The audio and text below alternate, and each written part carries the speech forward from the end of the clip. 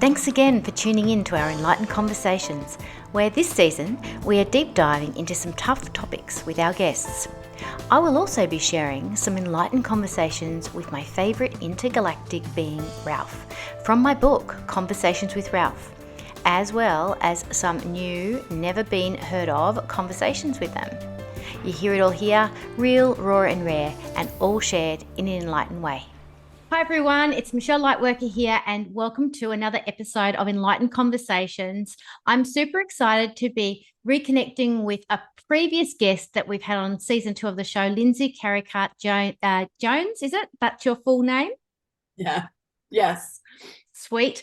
And I just wanted to share that this episode we're going to dive into a pretty sensitive topic that Lindsay and I have decided that we're going to tackle the tough topics, of course, this season, and it's on suicide. So it's like I'm really looking forward to it, and it's been a long time coming, but there's also a part of me that's a little bit nervous about it because it's such a big topic to talk about. But welcome, Lindsay.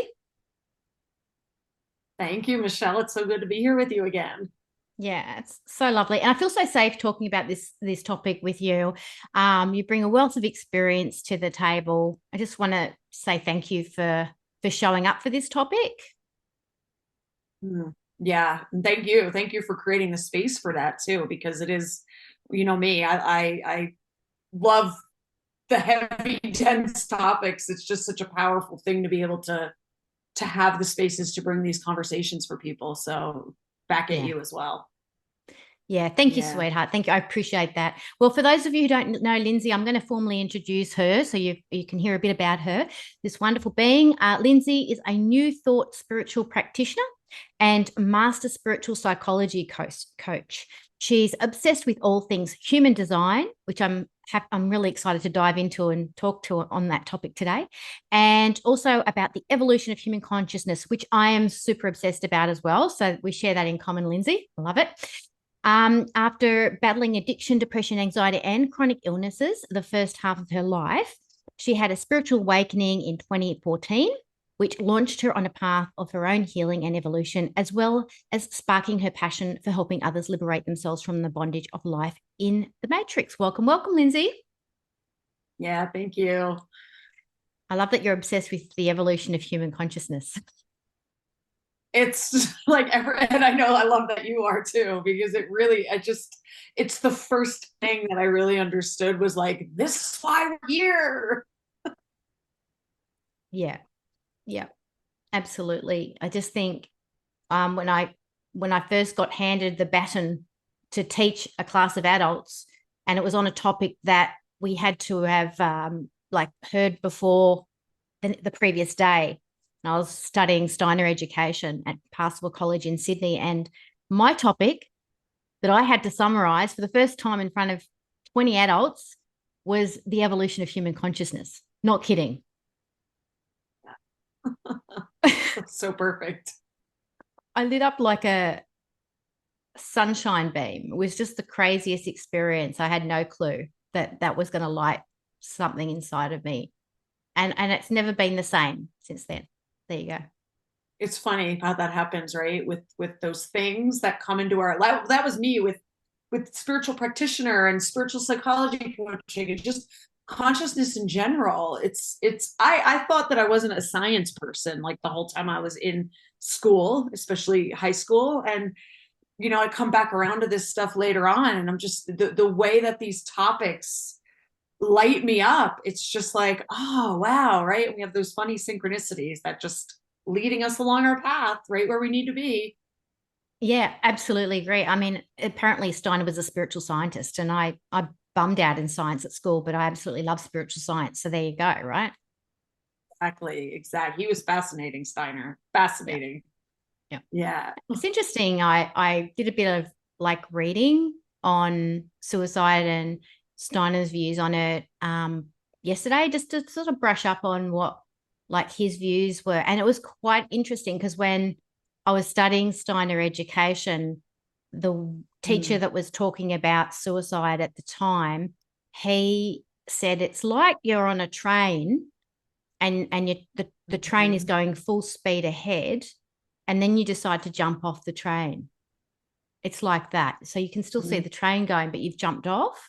So there's a sort of feel a good explanation in that. It's like you can still see it all happening, but you've jumped off it and you have no control. And it's sort of like, I think people like think suicide. I know for me in my 20s, you know, I thought I was suicidal at 20 because I had an eating disorder and I was just debilitated. I literally was in so much pain, I just wanted out.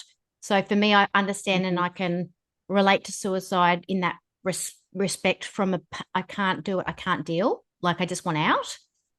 But when you look at it like that, it's like it's not actually, it's creating a more power. It's almost like creating what you don't want. And I know that's hard for people to think about because their loved ones might have suicided and they're thinking, oh no, at least they're at peace. But sometimes it can be the opposite, and it's hard to talk about that.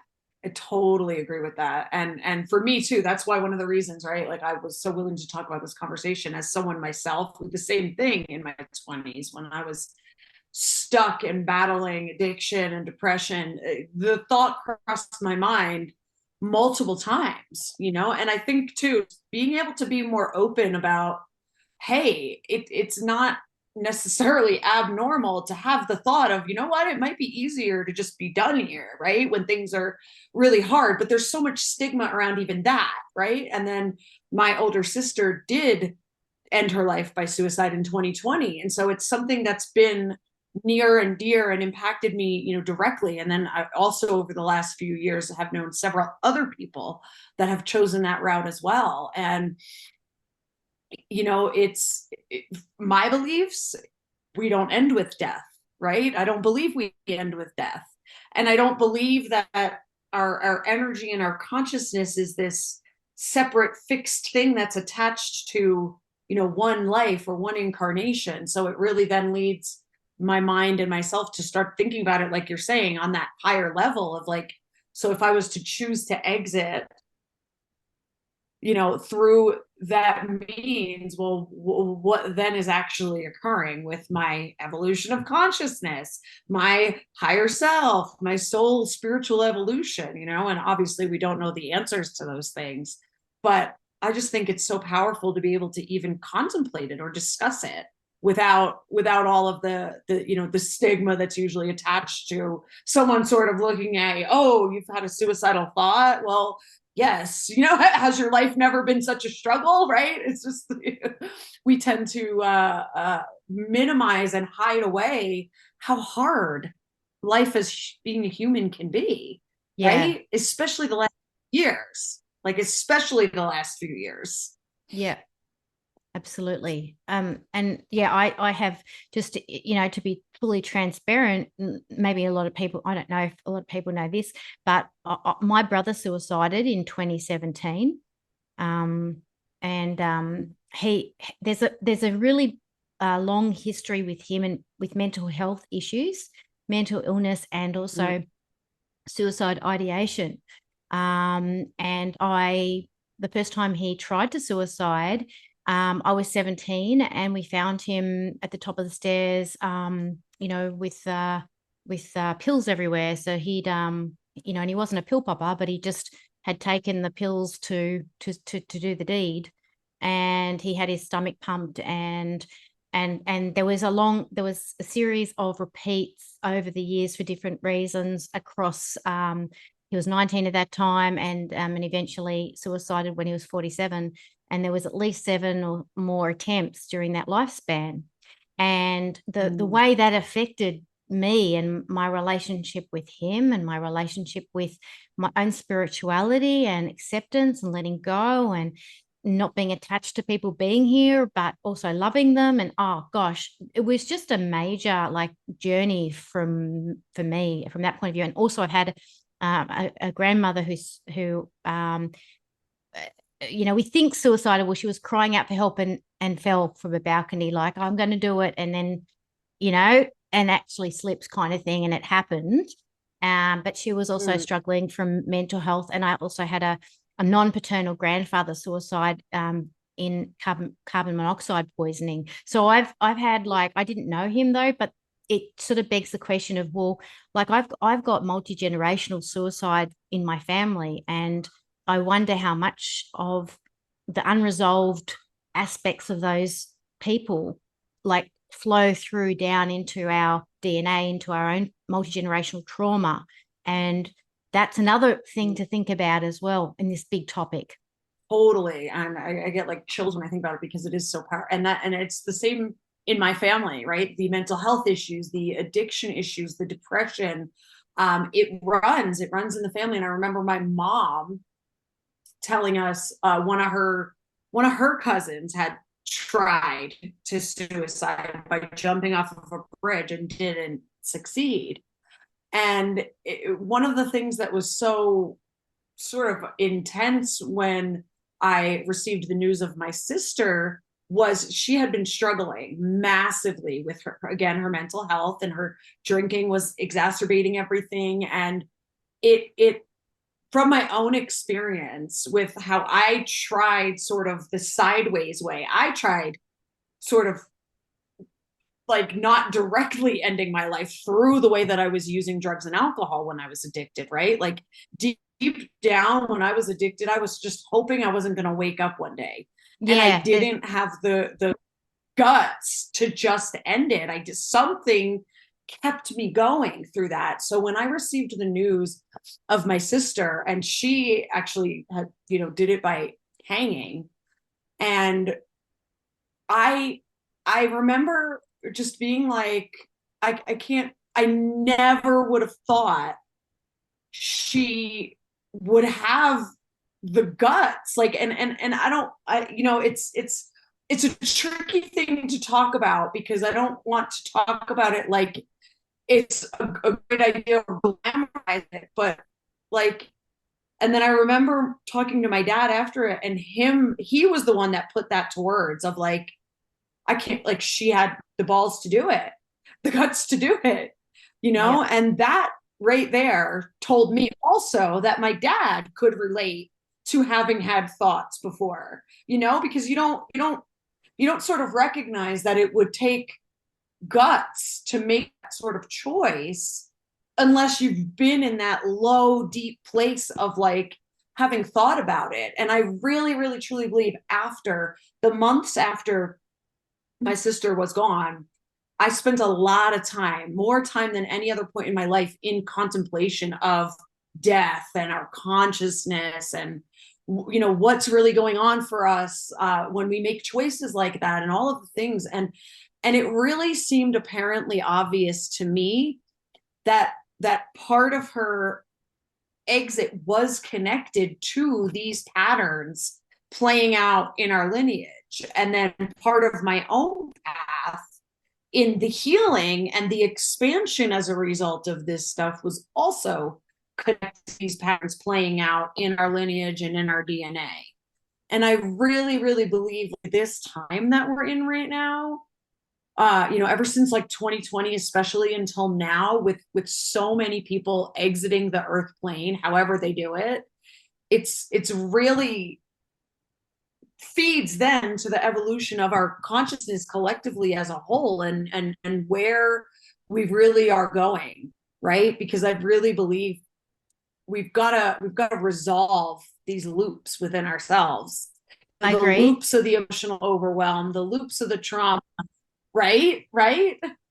I agree, Lindsay. I know that sometimes situations feel hopeless or overwhelming, but unless we actually, at those moments in time, value our journey and value the fact that if we don't resolve this, it will just keep getting passed on. We'll have to keep repeating it like a record on repeat, or we'll hand the back, and let's say and or, because it's both, and or we hand the baton over to our children to deal with, to our grandchildren to deal with as well. Like, so we may still hand that baton over, even if after we've crossed over, we find a way to resolve it, which some souls do, but they still have to accept help with it. There's not a soul that's crossed over that won't be seeking some help somewhere, whether it's from entities on the other side or understanding the story more clearly from a distance from here.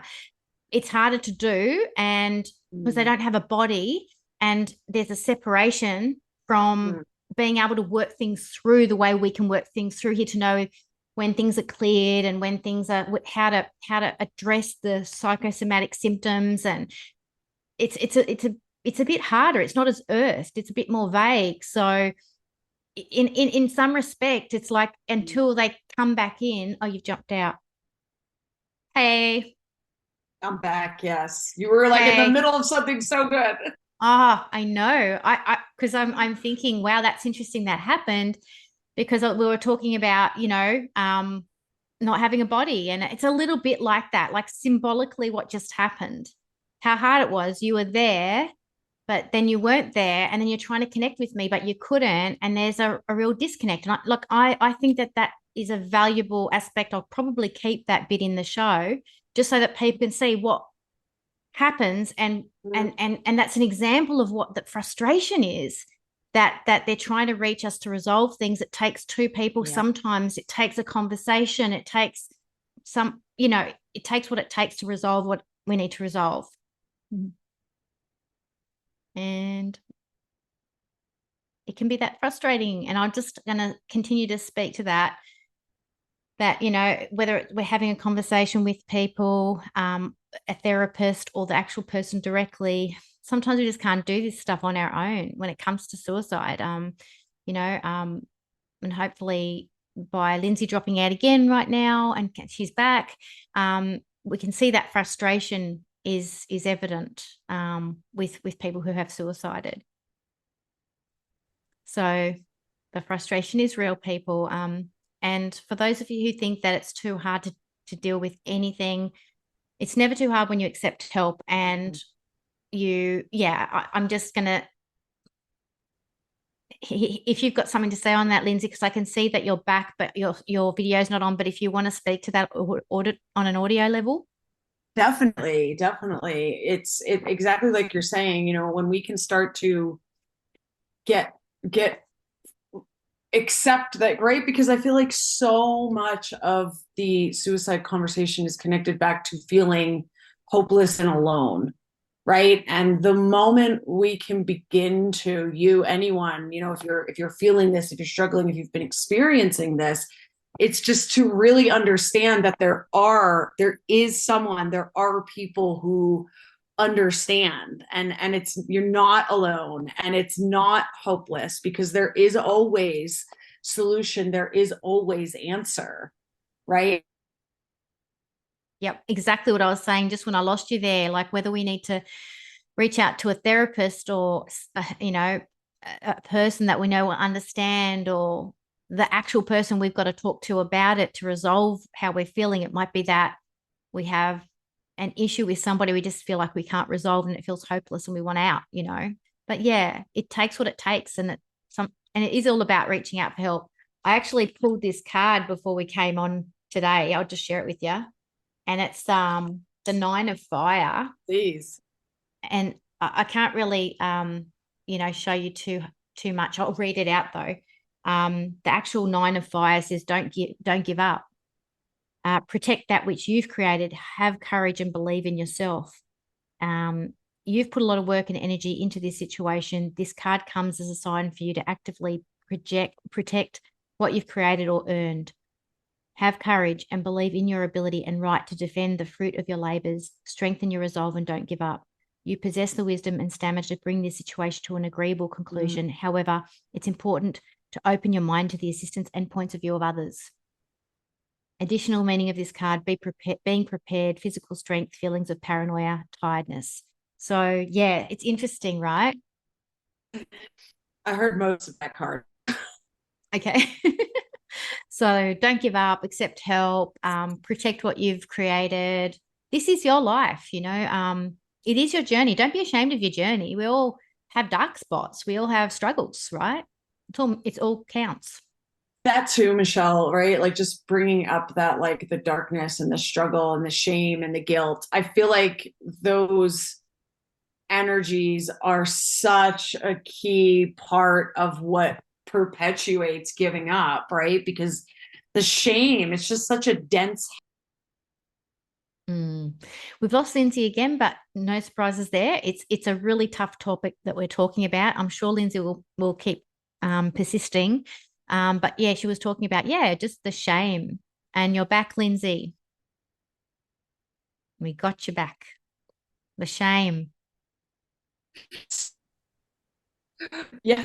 I'm feeling shame on my internet. No, but really, it's Yep. just such a heavy debt separate, and that's where the emotional side of it, right? The trauma, the healing, it's just those heavy dense emotions makes feel so alone and so separate. But the Yes, thing is that's the biggest lie we can tell ourselves, right?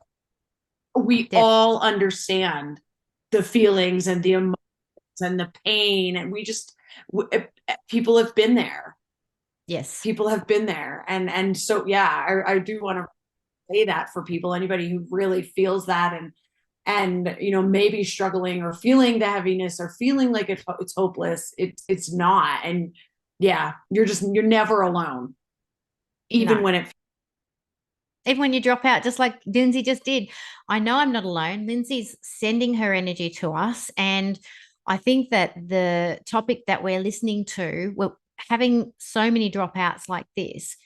It's like I've never had this before, but I feel like it's like the universe, the spiritual realm is confirming the struggle, um, like in real time, so that you can see what we're talking about. Um, Suicide's not the answer. If you continue to drop out, it's interesting, Lindsay. I'm saying how incredible it is to have this happening, and this is how frustrating it would be for someone who's suicided to try to reach people. yeah. And you think about that, that's like really right, like just and it almost feels like it's like and you just constantly feel like, right, like you're not connecting, or you're not being heard, or you're not being understood. And for both sides, right, someone who exits that way, and then the people that are left behind. And it's like we don't realize, right, like you touched on it before, there is still the ability to make the connection and resolve the things, even right without the body. But then those that are still in a body, many people, it's so they don't even realize they can connect, right? And I think that that's what perpetuates such deep grief for people, is this idea of like, okay, regardless of how someone transitions, regardless of how somebody dies, the people who are still here in human form, it's like, oh, and because gone, they're just gone, and now I can't talk to them again. It's like that's what really perpetuates the grief that people tend to like get kind of lost in or get stuck in. It's like when we really expand our consciousness and evolve our consciousness to recognize, just because someone's not in a body anymore doesn't mean they can't be accessed, and you can't, still connect and talk. But I think that's a whole evolution that has to happen with us collectively as well, to really be able to understand that wisdom from our ancestors and our relatives, and it's all still there, right? And it's accessible through our own DNA and our own understanding and our own consciousness. And I just wanted to come back to something too, because we got cut off when you were saying it. But when you were talking about the power of having the body to be able to resolve this stuff, that was just like such a powerful reminder of how potent it actually is, and how blessed we are to have these bodies, right? Because especially the light workers, the star seeds, the empaths, right? Sometimes it gets hard to have these bodies, right? We feel everything, and we feel so deeply, and it can overwhelm us, and it can be very easy to forget that it's actually such a gift. So I really just wanted to acknowledge the way that you put that. I thought that was such a good nugget of like, Oh, just lost you. Yeah, thank you, sweetheart. Yeah, and it's been interesting because I've been in this season of Enlightened Conversations, I've been going through my book Conversations with Ralph. In every second week, I've been rolling out like reading it. And the conversation that I had with this intergalactic being from another universe who's actually really human, but they don't have bodies anymore, and at their final incarnation where they don't have the bodies. And it's almost like, and he was imploring onto me how hard it is, that people think it's easy not to have a body. And he's saying, no, it's not. It's really hard. And the only way that they get through that last incarnation is to resolve all their business. And they need to do that with our bodies, and they need to do that talking and having conversations and a lot of group therapy and all those kind of things in a non-body form, but they're still having to do the work. So crazy thing, right? You think you're escaping, and oh God, that's just like, you know, when I was really contemplating, I said something, and I said it felt like to me, and I just want to make a little disclaimer: this is not an assumption or a blanket statement for, you know, everyone who may have suicided and transitioned that way, but it really felt like my sister and some other people I know had made that choice fueled by, I'm just not willing to face this crap, right? 100%. Yeah. I totally relate to that. Yeah. There is no escape. Yeah. Yeah. There's no escape. Yeah. And it's just as frustrating as hell for people on the other side once they've done it. It's like, trust me, like I know I've had so many numerous conversations with people who are suicide and are on the other side, and they're just like, damn, you know, I wish I could just rewind that and go back and do something different. Because it would have been so much quicker to resolve than having to go through all this and this struggle, and for them to see other people struggling, because other people who can't really connect with them, or finding it, like you said, challenging to even believe that, or you know, don't know how, or what have you, to them being sitting with their unresolved business around the passing of that loved one as well is really hard for them to watch. So then they've got that on top of it. Yeah, it just compounds, right? And that's anything unresolved. It's going to just, and so much of what we're clearing right now, individually and collectively, is the compounded unresolved stuff from the generations, from the past. And yeah, it's a profound time.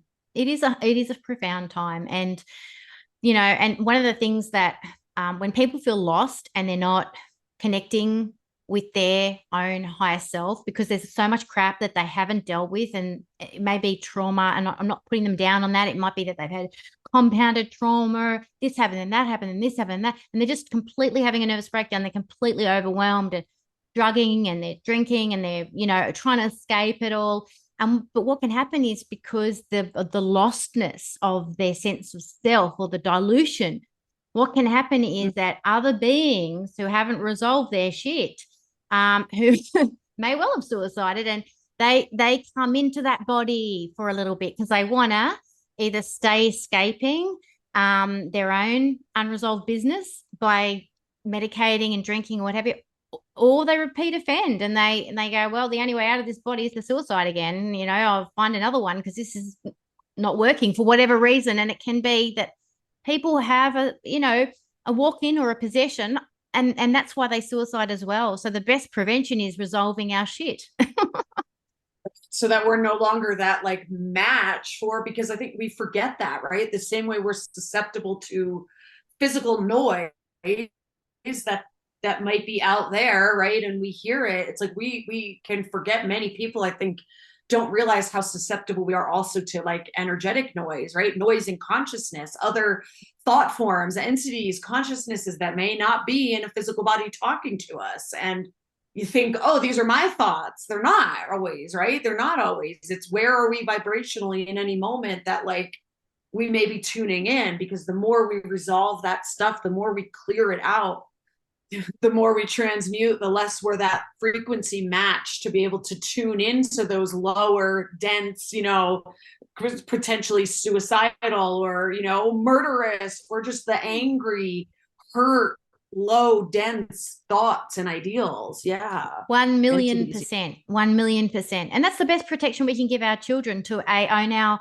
stuff and resolve it, and teach them how to recognize feelings and resolve them from an early age. It's the best protection. To understand their emotional, energetic boundaries means that we take responsibility for what, you know, our feelings are, separate to taking responsibility for what someone else's feelings are, which could be on an emotional level, but then it can translate across to an energetic level. And then therefore we have, you know, that walk-in stuff happening, or that possession stuff happening. A lot of people say before people suicide, they just weren't themselves. So true. It is so true. It's like, Yeah, there's a lot in that, it's a lot in that, right?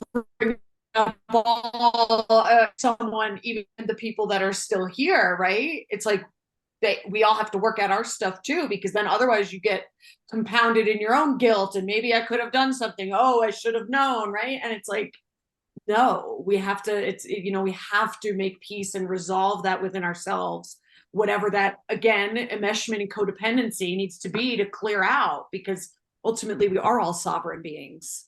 Yeah, absolutely. And like, I'm really interested on your take with the human design side of things and how that can be a prevention of suicide, because from what I'm seeing and understanding about this it's relatively new to me, because in the last few months I've heard it, but what I've seen is people are talking about, like, you're really owning your uniqueness in this world, and by doing that you're getting to know yourself and strengthen yourself, coming from a place of what your gifts are lying. Is that correct? Because I haven't been taught in it or anything like that, so it would be great to hear how you feel about that.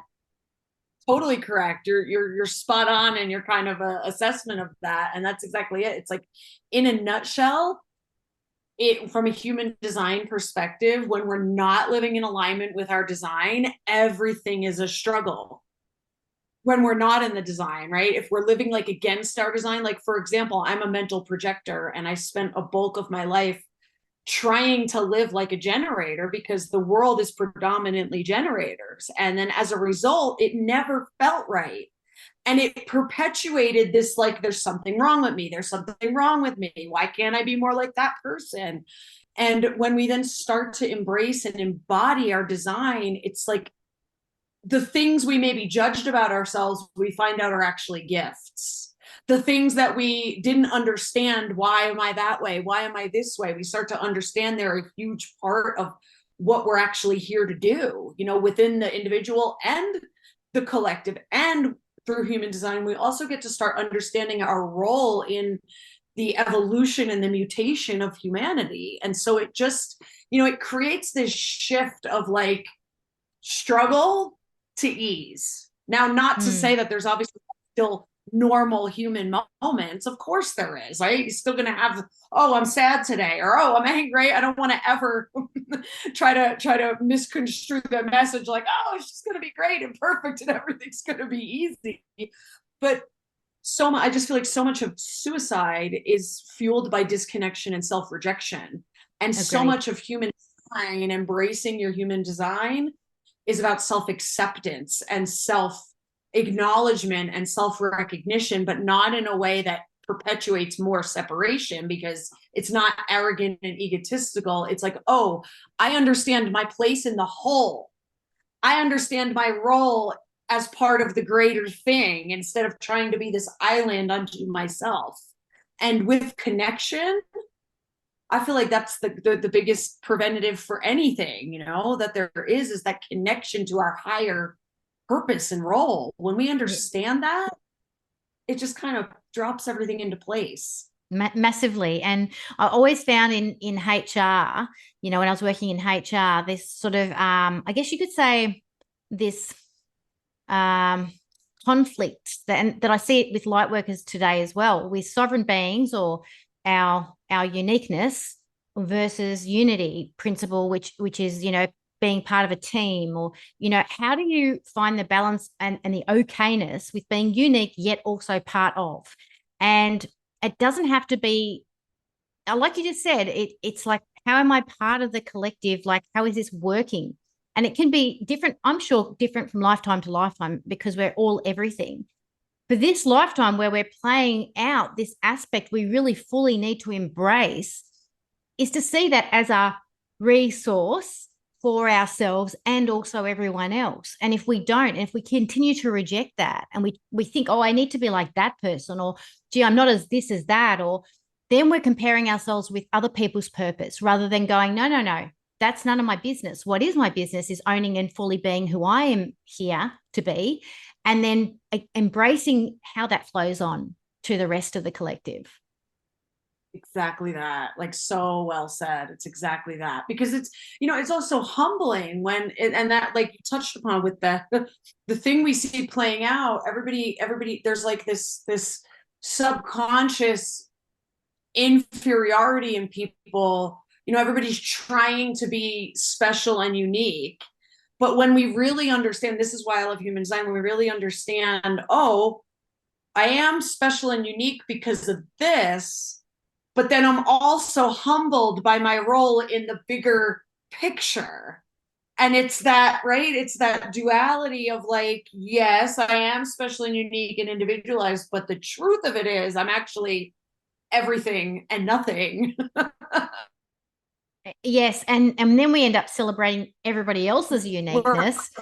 Yes. And so then, no, instead of comparing us, instead of comparing ourselves, we're celebrating each other. And then there's a real feeling of unity in that. Yes. Oh my God, yes. And it stops being competition and it starts being true collaboration. Yeah. Yeah. And then this, I love how you're approaching this, because it's really walking solutions, walking prevention, walking joy, walking manifestors as well, because you're plugging into gifts rather than feeling lack. So you're plugging into your ability to generate more of celebration. The universe says, oh, you love who you are, great, yay, let's give you more of that. Yes, because I mean that's really understanding like how we're creating and why we create what we create, and what's missing when we keep creating that feeling of like, oh, well, why isn't it working for me, or why do I feel blocked, or right, all the and then that's when we start looking, well, what are they doing, and comparing and contrasting, and it really just brings it all back together to, because when we understand that we are perfect as we are in this moment, it releases us from that needy energy of needing something, needing someone, needing, the validation. And that's where I feel like the liberation is. Yeah, that's awesome. I loved your example that you put on Facebook the other day of how you found yourself in a spot where you weren't like, feeling as if the abundance was coming in as much as it should or whatever. I can't remember. I vaguely remember something along those lines. And then I just remember the solution was you decided to accept what was right in front of you or something like that. And then because you did that and you weren't in that needy space anymore, all of a sudden things started opening up for you. That's a good example of it, isn't it? Like, It's exactly that, because when I spent so long trying to get to my success as a coach, as a guide, as a speaker, as a teacher, right? I spent so long chasing the success because I thought that where I was saying I wasn't successful. I wasn't happy with where I was. I was making it wrong. I was judging it. And so my success was always out of reach. And then the moment I just sat in my life and was like, if I really trust spirit, if I really trust that there is an intelligence, I have got to stop trying to change everything in my life and be where I am. And it was like, boom, the switch flipped. And that's when and that's when it all just shifted for you. What a freaking great example, though. I love that. And I love that you have the humility on board to be able to share stuff like that. Because I think there's a lot of like light workers out there comparing themselves to a lot of different people earning high income brackets and all those kind of things. And it's become a little bit, I don't know, fine for people if that's what they're wanting to do. But I kind of feel like that's not necessarily everybody's not meant, that's not wealth for everybody, if you know what I mean. So wealth comes in different forms. And like, I mean, I could be working right now, which I'm not, I've retired, but I could be working right now and be earning shitloads of money like I was. But what I've chosen to do is say, no, I'm going to go traveling and I'm going to go do that for indefinitely, because the wealth for me is actually following the thread of where does spirit want me to go, and it has to be moving somewhere, like walkabout on the land. So that for me is wealth. And lucky for me, the universe is continually because I've said yes to that, finding ways to throw money at me. Okay, just not ridiculous likely. Yeah, I won't even go into it. Maybe off air because it's a bit personal, but yeah. And it's like, okay, well, there you go. So that happened because I said yes to the wealth of what I felt was calling my soul.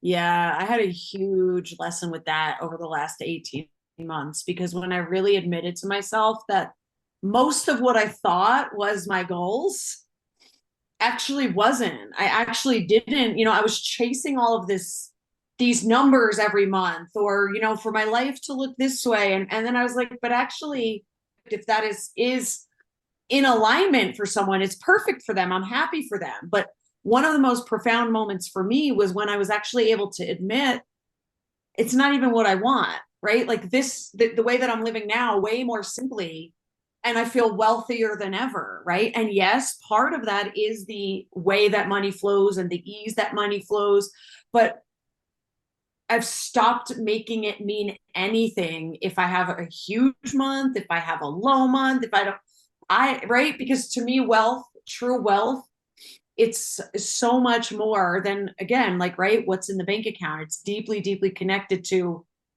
how am I living each day, and where is my connection with spirit, and am I following that thread of, being able to go here or there, or put down something when its time is done. And yeah, it's just a profound liberation when we can finally admit to ourselves that maybe we've been chasing something that's not correct, right? When we can stop and look at the thing that seems to be eluding us. And I know that a lot of people who are entrepreneurial or coaches or healers will probably resonate with this.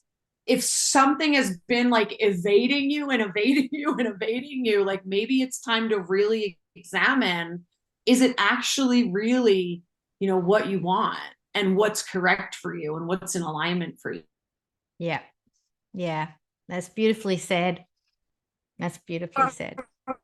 It's confronting. It's confronting. My God, so liberating. Yeah, when you get to that point and go, not what I not really what I'm after. I'm much more after this other thing, actually, when I really feel into it. And I think that's really being honest with ourselves too. I think it is a self-worth issue, and I think it is a stopping to compare ourselves with other people issue. It's a real no, let me get busy really feeling into what I'm meant to be doing, how I'm meant to be doing it. Not, that's working, and that's, you know what I mean, almost getting caught up in the froth of other people's, what I'm going to say, Luciferic energy, because Lucifer is this very, very not devilish. It's not about that at all. Just this expansive energy, and Ahriman is this very contracted energy. So we've got Lucifer and Ahriman, the yin and the yang of polarities of what I would call leading us to extremes. So you can get really Luciferic and really high, like evangelical, yeah, and then you can get really like contracted and depressed, and we can swing. And I see these levels in how people are marketing their business and relating. And I wonder how sustainable that is for them, or if they're just on a little bit of an addiction trail, whether it's the misery addiction trail of it's not enough and I'm not doing good enough, or if it's the other end of the spectrum of I'm so good and I'm the best because I'm earning so much money. And when that kicks in, the other language that kicks in is, and fuck everybody else. Fuck yous all. And I don't have to talk to anybody. I don't have to deal with you. I don't have to deal with you, and you're nothing, and fuck you. And that's what I'm saying, actually, energetically, not so much in the language, but in the energy of a lot of that, I'm there now, and so they're having to deal with that. So I think it's more about coming back into that middle and going, I'm rich, and I'm also owning my stuff, and I'm following my path, and this is what it looks like for me in this lifetime.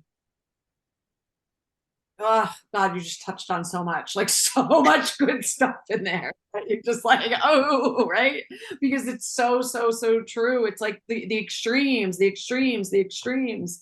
And it's like, we see it in the online world, the spiritual world, and even just in everyday life too, right? Like the addiction to either being on that high and being better than, and being, that, and then using that to avoid dealing with anything unpleasant, or then the low of, oh, blah, blah, blah, right? And the suffering and the pain and that like extreme, it's the pendulum between like the low extreme victim, I have no Yep. power, all right, and then the other side, and I'm right, and now I don't have to, I get to be on my pedestal. But neither one of those is connection. It's not embodied true understanding of us as expressions of consciousness.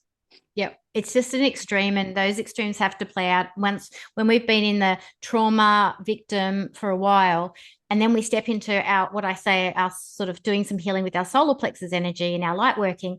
We can swing the other way. And I've seen a lot of my students do that and get into that sort of angry, arrogant, blah, blah, blah, blah, because, you're swinging, you're sort of trying to own the shadow of the other aspect of yourself. And some people are getting kind of, I wouldn't say stuck there, but I would say stabilizing their high there, which isn't necessarily healthy for anybody, themselves or examples. However, I think that it has had to be played out because of where we've come from with the, the witches being burnt at the stake and all that stuff, being the victims and all that for expressing our power. So it is about owning our power, but it's also about authenticity and like you said, connectedness as well with everybody. Yes, yes, yes, yes, yes. Because it's a natural, like we're all familiar with like the emotional, right, frequency scale. And it's like that victim energy is one of the densest, lowest vibration. So it's like we step into that moment of maybe feeling angry or, well, now I'm powerful, right? And it's like a natural progression, but it is so crucial to continue through the evolution and not stay there, because in that place, it's still perpetuating this idea of like, separation and divide, and I'm right and they're wrong. And it's like, no, we have to continue until we're into love, which means loving all of it, even maybe the people we don't agree with, or the ones that, want to do things their right, whatever it might be. When we can truly hold that love, that's when we know we're, continuing up that scale. Because I definitely landed there for a minute where I was righteous and I was, and blah, blah, blah. And I was like, okay, this also takes a lot of energy to like maintain, and I was able to continue because it was like, okay, yes, I feel powerful, but that doesn't feel correct either. And that's not my place to then stay, because I wasn't power hungry, And so I think when we've spent a lot of time invicted, that power can be very seductive. It can be very addictive. And so it's just so key to continue the evolution so we don't then live there, like you're saying. Yeah, it's fascinating, isn't it? The evolution of consciousness. Yes, we're everything. We get to act it all out. Everybody's the mirror, and we can jump on the train of wanting to be part of that mirror and get lost for a bit. And it's if we can look at it like a movie a little bit, and if we can actually take a little step back and be loving ourselves enough to go, I fell into that for a bit, like you said, and own it, and not like hate on ourselves over it, and just go, no, I'll do that occasionally. I'm sure I will too. I'll be off traveling, and I'll probably find that I get into something that I go, oh crap, I got lost in that for a bit, or whatever. It's okay. It's all good. If we can sort of love ourselves in advance, and if and then we can be more forgiving to others as well as ourselves, when they're in that as well. Oh my God, that's like my whole, because you know what, as someone who spent so long being in such deep self judgment, everything was this, oh my God, and I can't believe, right, all my anxiety, and I was just constantly hyper focused on like, oh, and it's like, no, hang on, it's not that serious. None of it's that serious. And when we can stop taking ourselves so dang seriously, that's what then lets us not take everybody else so seriously. Because when we really understand what we're doing here, and that we are just expressions of this grand symphony, right? Like orchestra, playing different instruments, and we are just different expressions, and it's all going to work out in the end. That's what we forget. It's all going to work out in the end. And we get so, even with the purpose conversation, oh, this is my purpose, and it has to become this big cross that everybody's bearing. And you know what? It's just it. Not to make light, but to make light. It's not that serious. Like, yeah.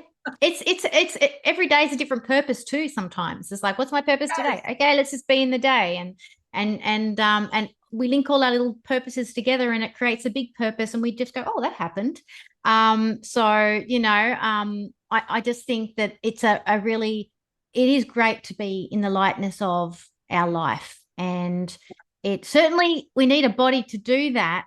So I just want to impress people on that today that are listening that yeah, our body's a gift, and it's bloody so much easier with the body to do it. So, you know, while you got it, like work it like in a light way, in a playful way, but with the attitude of I'm worth it. Yeah. Yes. And really just, you know, do it. Get a community, get a guide, get a coach, get a healer, get a therapist, get somebody, you know, and just do it, because the lightness and the joy that comes when we really recognize and expand and evolve, it's so worth it. Yeah, it is indeed. Well, thank you so much for your beautiful light shining in on us today, and I've really felt so comfortable talking about all these little dark corners that we shone the light in. It's been really freaking awesome. Thank you, Lindsay. Thank you, Michelle, too. And I feel the same with you. It's just such an easy, natural conversation for us. So yeah. I love chatting with you. Thank you for having me. Thank you. And please let everybody know where they can find you too, if they want to connect up with you and your divinity on this path. And as an amazing coach is such a gift that you have on offer. Thank you. Yeah. On any social media, I'm predominantly on TikTok, Instagram, Facebook, just as I am Lindsay Carricarte. And you can, you know, drop it in the show notes or whatever. My last name's a little bit tongue twister, but yeah, I'm all over. So, and I'm the only one. Nobody has my name. So that's nice. Yeah. All right. Well, that's perfect. Thank you so much for joining us, Lindsay. Thank you everybody for listening. And please, you know, stay in your hope, stay in the day, stay in your body, reach out. We all have so many people that are in your corner, like on this side and the other side, that want to. So please do that. And big love to everybody today and every day. Bye for now.